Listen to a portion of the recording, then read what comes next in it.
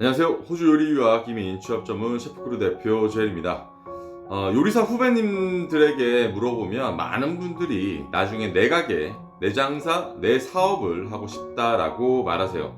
제가 여러 영상을 통해서 요리사도 기술직이 아닌 일반 회사원이다라고 여러 번 말씀을 드렸는데, 일반 기술직 회사원들을 보면 사업을 한다는 계획을 그렇게 쉽게 갖지 않는 반면 요리사분들은 조금 더 쉽게 생각하시는 것 같습니다. 물론 언젠간이라는 추상적인 시기에 대한 것 뿐이지만 요리사를 기술을 가지고 있다라는 걸로 착각하시는 분들이 많은 것 같아서 오늘의 영상은 장사와 사업에 관련된 이야기를 조금 해보겠습니다. 제가 시드니에서 요리를 10년 정도 했었고 요리 전문 유학원과 해외 취업 사업을 6년째 운영하면서 그동안 알게 된 학생, 워킹, 각국의 요리사분들이 있겠죠. 제 카톡 친구만 보면 지금 4,000명이 넘어가고 있습니다. 이 중에서 요리사를 그만두고 저같이 관련 사업으로 넘어온 경우나 교수 등의 일을 제외하고 실제 요리사라는 직업을 중심으로 하시는 분들 중에서 현재 파인다이닝 레스토랑을 운영하시는 분은 한 4명 정도 있고 일반 캐주얼 다이닝, 즉 식당 정도의 규모와 스타일의 장사를 잘 운영하고 계신 분들은 한 5명 정도 되는 것 같습니다. 많지는 않죠. 물론 망한 케이스, 즉 말이 좀 그러니까 사업을 접으신 분들은 수도 없이 많습니다.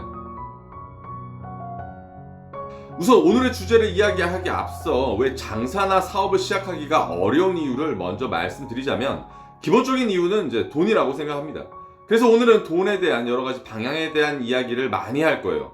앞서 말했던 현재 레스토랑이나 요식 사업을 시작하신 지인분들이나 현재 우리나라에서 오너 셰프님만 봐도 집안에 그런 재정적 여력이 뒷받침된 분들이 대부분 레스토랑 사업을 하십니다. 투자나 스폰서 이야기는 나중에 제가 할게요. 요리사는 전 세계 어딜 가도 큰 돈을 버는 직업은 아니에요. 특히 우리나라는 약간 좀 심한 편이긴 해도 근데 사실 몇몇 직업 빼고 대부분 그렇잖아요. 조금 더 사실적으로 이야기를 하면 공부를 잘해서 특별한 능력으로 이 직업을 시작할 수 있는 것도 아니고요. 명문 요리 유학도 돈만 있으면 다 하는 거니까. 이렇게 평범한 직업에서 일을 하고 모은 돈을 가지고 망할 수도 있는 사업을 내 돈으로 시작한다? 웬만한 믿을 구석이 있지 않고서야 힘들죠. 망하더라도 일어설 수 있는 여력이 있다면 몇 번이고 성공할 때까지 도전하겠지만 말이죠. 그래서 초반에는 내 사업, 내 장사를 꿈꾸지만 회사원으로서의 요리사로 대부분 직업을 유지하게 되는 거죠. 제일 부러운 거는 셰프님처럼 메뉴를 만들 수 있는 헤드셰프도 구하고 알아서 다 해주는 팀도 사버리면 됩니다. 이런 분들이 많아져야 돼요. 그래야 더 좋은 일자리도 생기고 다양한 분야의 고용 창출도 이루어지게 되는 거니까요. 나아가서 한국의 요식 문화나 한국을 알리는 역할까지도 해주시는 거니까요. 다른 곳도 아니고 요식 산업으로의 투자는 많으면 많을수록 저희가 감사해야 하는 거죠. 더 많은 돈을 벌 수 있는 사업도 많을 텐데 감사합니다. 재력가 여러분, 젊은 요리사 분들에게 투자 좀, 저에게도 투자 좀. 첫 번째, 경력. 정말 기본적이면서 중요한 이야기인데 경력 없이 사업을 시작하는 경우가 많아요. 제가 말한 경력은 적어도 8년에서 10년 정도 이상입니다. 1년, 2년 이렇게 잘 배울 수도 있지만 요식 분야가 정말 민감합니다. 아무리 최고급의 레스토랑이라고 하더라도 메뉴가 안 바뀌면 갈 필요가 없어요. 아무리 맛있는 음식이라도 계속 먹으면 질립니다. 혹은 경제가 조금만 위축되더라도 외식을 안 해버리죠. 그래서 끊임없이 고객들의 니즈를 파악하고 메뉴도 개발하는 기본적인 능력에서부터 때때에 맞춰서 인원 감축, 인원 채용 등의 돈 관리도 해야 하고 팀원 관리, 위기 관리 등의 업장 관리도 해야 하는데 음식이나 기술 몇 개 배우고 본인이 책 보고 연습해서 새로운 것들을 만들어내기가 내공이 단단하지 않으면 진짜로 금방 미천이 드러납니다. 그래서 요리사는 기술직에서 경력직으로 발전해 나가는 거죠. 두 번째, 파인다이닝. 예전에 가로수길이 막 들어서고 요리 프로그램들이 막 생겨나면서 셰프라는 단어가 막 뜰 때 엄청나게 많은 돈이 해외에서 한국으로 들어온 요리사들에게 투자되었다고 들었습니다. 투자자분들에게 들었던 확실한 정보입니다. 그런데 진짜 많이 망했다고 했어요. 그 중에서 정말 웃었던 경우가 이 경력이 많이 없는 파인다이닝 그런 셰프들이었는데 파인다이닝을 잘못 배우면 시야가 굉장히 좁아집니다. 뭐든지 좋은 거 쓰고 푸드 코스트 개나 줘버리고 비싸기만 뒤따 비싸고 맛은 또 애매하거나 난해한 경우도 많아요. 뭐 이럴 거면 조금 더 못해서 정식당이나 밍글스 가는 거죠. 그런데 이런 식으로 음식 스타일을 잡으려면 빨리 유명해져야 합니다. 그래서 줄 서서 일한다는 사람도 많아야 되고 무급으로 일한다는 스타지도 있어야 돼요. 가뜩이나 저임금의 고강도 일을 해야 하는 파인다이닝에서 요리사들이 오래 못 버팁니다. 돈을 많이 주면 임금 많이 나가고 음식과 서비스에 투자해야 할 돈이 줄어들고 계속해서 그에 반해서 퀄리티는 떨어지고 결국 파스타, 피자 하는 거예요. 그러니 일하던 요리사들은 다 나가고 헤드셰프는 파스타, 피자 만드는데 투자자가 많은 돈을 줄 필요가 있겠습니까? 결국 팀원 전체가 물갈이, 사업 스타일은 바뀌고 하나 건너 하나 파스타집 이러니 다 망하는 거죠. 초반에 투자자님들도 정보와 지식이 없었던 거죠. 요리 경력은 1년, 2년 뿐인데 막 세계 몇 위 미슐랭 레스토랑에서 일했다고 해봐요. 뭐가 대단하고 드라마에 나오는 천재적인 미각을 소유하고 뭐 뚝딱뚝딱 엄청난 걸 만들어내는 것처럼 보였을 테죠. 기껏 경력 1년, 2년 한 요리사인데 말이죠. 참고로 세계 1위 레스토랑에서 일을 했던 분도 우리나라에서 투자받고 한국에 와서 뭐 레스토랑 하자마자 1년 안에 망했습니다. 오버스러운 비유이지만 구글 입사 2년차에게 벤처기업 사장 자리 준 거예요. 세 번째, 유학파. 정말 충격을 받은 적이 있었는데 자세하게는 말하지 않겠습니다. 강남의 한 전문점이었고요. 일본에서 유명 요리대학을 나온 몇몇 분들이 모여가지고 시작을 했다고 해서 가봤는데 진짜 맛이 없었어요. 제가 음식을 웬만해서 남기지 않습니다. 이것저것 가리지 않고 다 먹습니다. 제가 빅맥도 최대 8개까지 먹는 대식가인데 그런데 남겼으면 말 다 한 거예요. 진짜 흉내만 냈습니다. 가격은 더럽게 비싸. 오죽했으면 메뉴를 뭐 다른 것도 2개 더 시켜봤어요. 성게알 상했어. 뭐 국물 깊은 맛 없어. 디저트 근본이 없어요. 매칭술? 그건 알코올이니까 괜찮았어요. 강남 한복판에서 저런 장사를 할 수 있다는 거는 부럽더라고요. 우리나라는 유독 유학파에 대한 시선이 좋습니다. 드라마가 다 망쳐놨어. 유학만 나오면 공항에서 선글라스 끼고 탁 나오고 어디 회사 한 자리 차지해서 탁 들어가고 영어 유창하고 예전 영국 사람들이 조선에 들어와서 문명을 주는 것처럼 막 한국 회사원들 무시하고 막 그러잖아요, 드라마에서. 요리 유학도 앞서 설명한 미슐랭 경력 2년차랑 비슷하게 학교 졸업하면 이제 막 요리 전문대학교에서 기초 끝내고 온 졸업생인데 막 MIT 졸업한 것처럼 엄청난 기술력을 자랑하는 인간이 된 것처럼 대우했죠. 해외 유학파 졸업생들 중에 뭐 김치 못 만드는 사람, 커리 못 만드는 사람, 짜장면 못 만드는 사람, 회 잘 못 드는 사람, 닭 손질 못하는 사람, 정육 못하는 사람 99% 넘는다에 제 요리 인생 걸겠습니다. 네 번째, 고집. 특히 요리사 똥꼬집 혹은 요리사 곤조라고 하는데 참 바꾸기 어려운 게 많죠.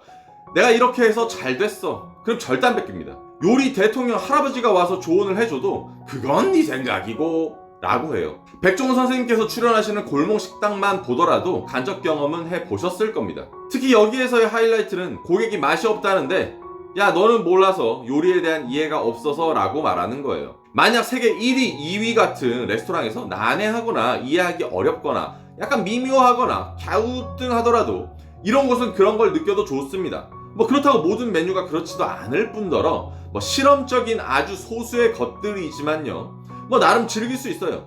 그런데 일반 밥집, 캐주얼 레스토랑은 그러면 욕먹습니다. 받아들일 줄 알아야죠. 그걸 받아들인다고 해서 자신의 경력과 철학이 무너지는 게 아닌데 말이죠. 번외, 나는야 코리안 고든 램지. 저는 개인적으로 이유 없이 승질만 부리고 소리만 빽빽 지르고 이유 없이 감정을 푸는 사람들을 극혐하고요. 아마추어라고 생각을 합니다. 그런데 이런 걸 멋져 보인다고 생각하시는 분들이 있어요. 특히나 홀에서 일하는 F&B 스태프분들을 막대하는 경우도 있는데 레스토랑의 얼굴에 스스로 먹칠을 하는 사람들이라고 봅니다. 결국 내부를 조절 못해서 사람은 안에서부터 무너질 수 있다는 거 전 많이 봐왔죠. 사업 구상 및 투자 유치. 전 어느 시점에 사업 구상 및 투자 유치를 준비해 보아야 한다고 생각해요. 경력이 어느 정도 쌓이고 팀을 운영해 보면서 업장의 모든 관리를 맡게 되는 뭐 수셰프나 헤드셰프 정도면 본인이 일했던 경력을 바탕으로 좋은 기억을 가지고 있는 업장들이 있을 거 아닙니까? 그걸 기초로 사업을 구상하고 사업 계획서를 써보고 투자자를 모집하기 위한 것도 해보시길 바래요. 저도 이걸 하면서 많이 부족하구나, 더 많이 배워야겠구나, 아무나 하는 건 아니구나 라는 걸 깨달았었어요. 그래서 오너 셰프를 하시는 분들을 더욱 존경하게 되었기도 하고 돈을 투자하는 분들이 원하시는 부분들에 대해서도 알게 되었던 좋은 경험이었습니다.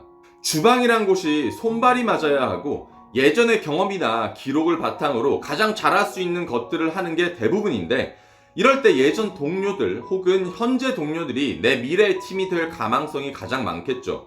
나를 믿어줄 수 있는 사람이 있다는 건, 뒤를 돌아보았을 때 누군가 나를 믿고 따라와 줄 수 있는 사람이 있다는 건 이미 리더로서의 자질을 충분히 갖추신 게 아닌가라고 생각해요. 사실 주위에 스카웃이 되어서 가신 분들이 훨씬 더 많습니다.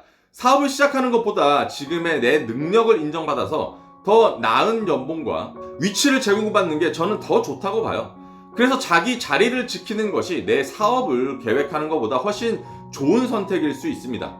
레스토랑 그룹에서 일하던, 호텔 같은 대기업에서 일하던 어느 정도의 자리에 올라서면 투자자는 본인이 찾아다니지 않더라도 오기도 하고 지인을 통해 제안받기도 합니다. 잘 되는 레스토랑의 모델이나 업장을 다른 지역이나 다른 나라에 이렇게 비슷하게 운영하려고 하는 안정적인 투자를 원하는 투자자분들이 훨씬 더 많죠. 또한 요리사로서 묵묵하게 자신의 길을 가다 보면 10년, 15년 정도는 어느 자리에 위치해 있을 거고, 개발이나 실험이나 많은 것들을 본인의 의지대로 할 수 있게 됩니다. 굳이 사업이란 모험을 하지 않더라도 말이죠. 제 동료들이나 지인들 중 직업을 진지하게, 때로는 약간 너무 미련스럽게 걸어온 사람들이 결국 잘 되는 경우가 더 많았던 걸 저는 볼 수 있었습니다.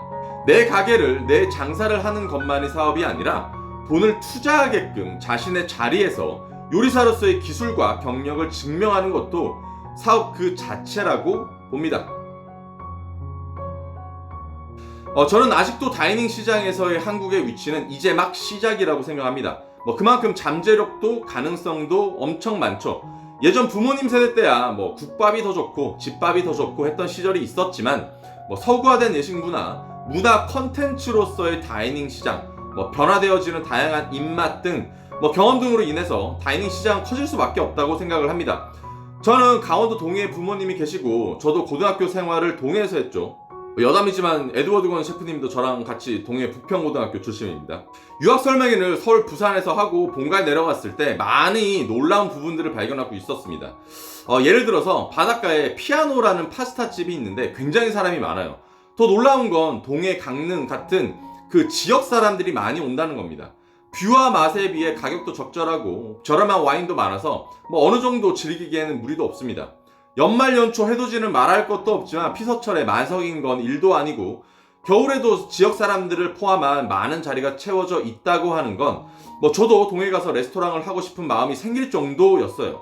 수도권에 비하면 모든 게 훨씬 저렴하고 쌀 테니까 사업을 시작하기에도 부담이 없겠죠. 거기다가 파랑새라고 하는 아주 작은 공간에 1인 셰프가 운영하는 독특한 파스타 전문점도 있었습니다. 손수 만든 빵, 한 가지 메뉴지만 제대로 맛있는 파스타, 후식, 차, 이래서 12,000원인가? 하루에 딱 20명 이렇게 한정적으로 인원을 예약해서 봤습니다. 저는 정말 놀랐어요. 예전에는 학업을 위해서, 취업을 위해서, 꿈을 위해서 고향을 벗어나 대도시와 다른 나라로 떠났다면 이제는 그 고급 인력이 지방에서 자신의 능력을 펼치게 되는 시대가 오지 않을까 합니다. 저도 가지 않을까요? 시장 형성만 잘 되어 있고 인프라만 어느 정도 갖춰진 지역 상태라면 교통도 요즘에 다 잘 되어 있겠다, 초기 자본도 덜 쓰겠다, 이보다 더 좋은 사업의 시작이 있겠습니까? 개인적인 바람이지만 우리나라 학생들을 위한 해외 취업이나 해외 연수를 약간 지원해 주는 것보다 해외에서 많은 경력을 가진 분들이 약간 우리나라 지방에서 사업을 할 수 있게 지원 사업을 해준다면 일본처럼 지역 특색에 맞는 요식 사업을 키울 수 있게 되지 않을까라고 생각을 합니다. 덕분에 고용 창출, 지방으로의 인구 유입 등 좋은 것들이 많은데 말이죠. 참고로 저는 K무브 호주 요리 부분 멘토이고 코트라 지역 전문가이고요. 월드잡 플러스 멘토로 활동하고 있는 요리 전문 유학원, 해외 요리사 취업 사업을 하고 있는 제일이라고 합니다. 지자체나 정부기관, 산업인력공단이나 고용노동부의 연락을 기다리고 있습니다. 오늘의 영상은 어떠셨나요? 늘 건강하시고 열정관리하시고 체력관리하시는 하루가 되셨길 바라고 다음 영상으로 다시 찾아뵙겠습니다. 안녕!